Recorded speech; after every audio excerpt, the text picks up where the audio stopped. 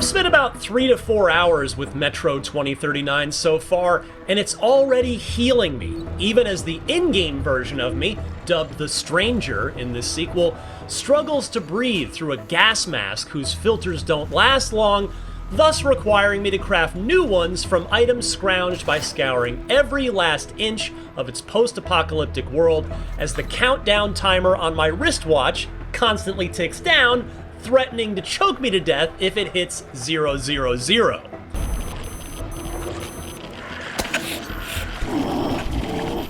In a real world where AI's being shoved down our throats at every corner, from our emails to the customer service reps we interact with, one of my biggest takeaways from Metro 2039 is that even though it's an apocalypse-ravaged hellscape, every inch of it is very obviously and very painstakingly handcrafted. And I love that. This franchise always was like this, of course. This is nothing new. But still, there's just something about the way 2039 is hitting for me at this exact moment in time that I needed. It is a game that neither offers nor tolerates any bullshit, and I love it for that, because said bullshit surrounds us in the real world. Why am I telling you this? My God, you don't even realize what's happening.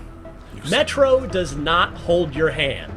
It regularly keeps your blood pressure somewhere between slightly elevated and spiked, and it makes no apologies for it. Its irradiated world is hell, and it very convincingly conveys that at all times.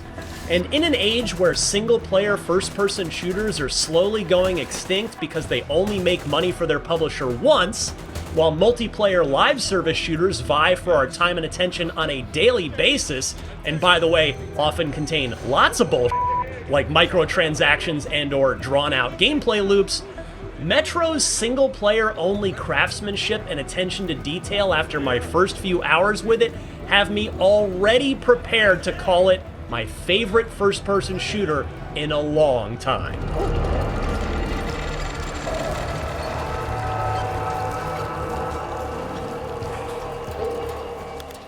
If you've played Metro before, you'll certainly be right at home, but even if you're new to this series, it's easy enough to get up to speed with.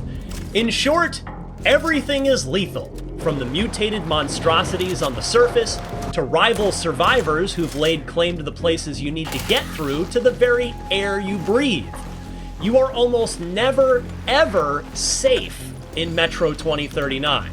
The one place you can't get killed is where my preview build started out, in the Sevastopolskaya metro station, which is filled with NPCs and shopkeepers.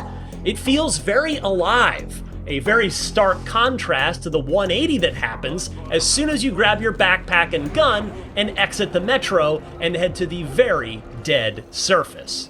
There, you are completely and utterly alone. Not literally, as there are mutated freaks abound, from giant man-eating rats to jumpy beasts that like to keep their distance and fling barbs from their tails at you, to oversized mosquitoes who like to get right in your face, to huge prehistoric-sized crustaceans who emerge from the waters of the sewers.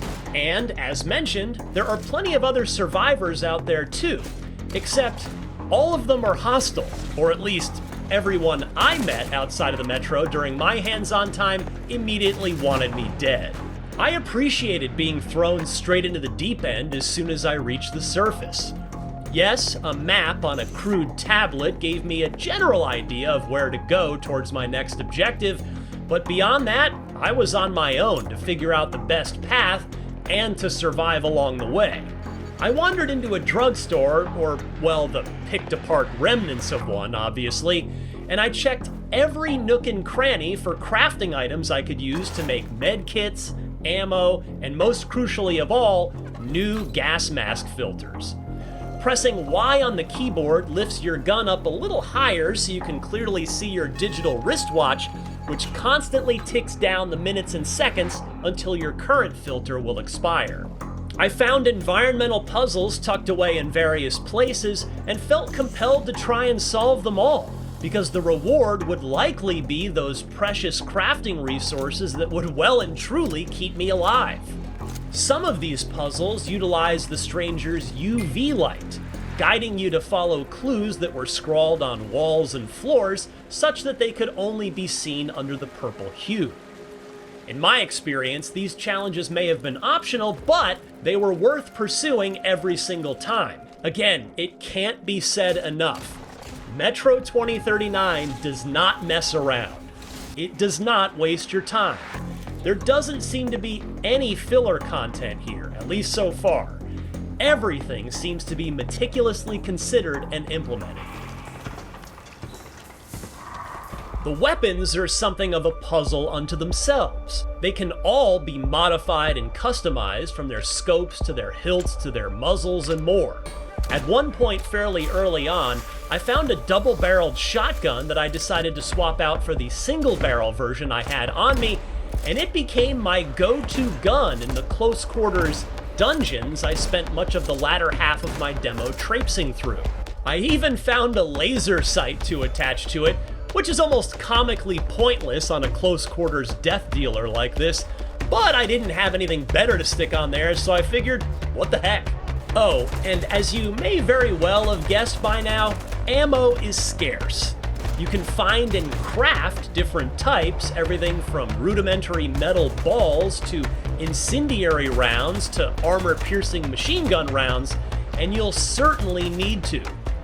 I survived a mini-boss fight with a 9-foot-tall mutant and his feral accomplices with so few rounds left on me that I prayed there was nothing else waiting for me for the next little while, because the fight took place in knee-deep sewer water, which meant that I had nowhere that I could set my backpack down in order to craft more. Fortunately, Metro's game designers did take pity on me, and I was indeed given a short reprieve. But you also have throwables that help tilt the scales slightly back in your favor. I was quite fond of the knives, as not only can they enable you to stealthily take out regular human enemies without alerting anyone else, but as you'd expect in a game with such stringent resource management, you can retrieve your blades from the corpses of your targets, or the ground if you happen to miss a throw. But as the caliber of foe ramped up as I progressed, the Molotov cocktails started to get a lot more useful. Adding to the list of things that I love about Metro 2039 so far is its gameplay variety. I was never doing the same thing for very long during my few hours with it, and I applaud it for that.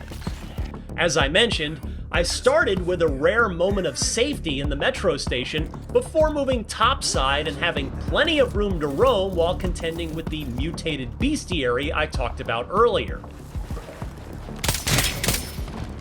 And as I progressed, I was kept on my toes with a number of different gameplay scenarios. At one point, I was conveniently left a scoped rifle on the decaying second-story balcony of a building adjacent to a nest of Nova Reich members. They're the bad guy faction here, under the direction of Führer Hunter, who was only teased in my demo, so I can't really determine much about the quality of him as a foe, besides the fact that he is very obviously a post-apocalyptic Hitler, and therefore I'll take great pleasure in gunning him and everyone in his ranks down in the final game.